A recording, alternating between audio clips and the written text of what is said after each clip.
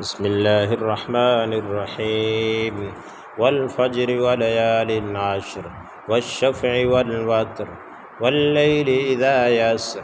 هل في ذلك قسم لذي حجر ألم تر كيف فعل ربك بعاد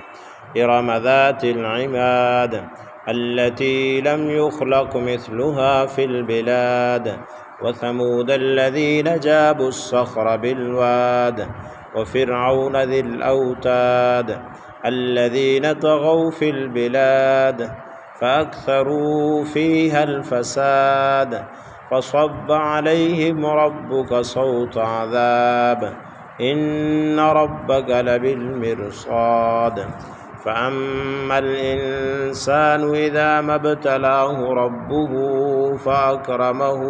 ونعمه فيقول ربي أكرمن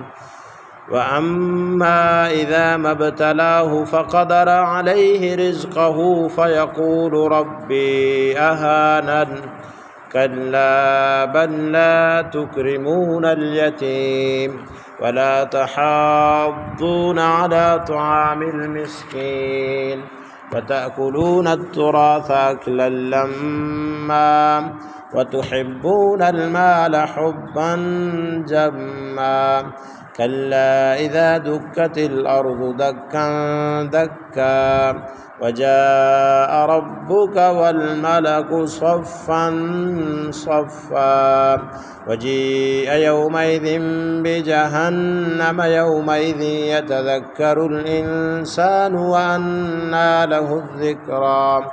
يقول يا ليتني قدمت لحياتي فيومئذ لا يعذب عذابه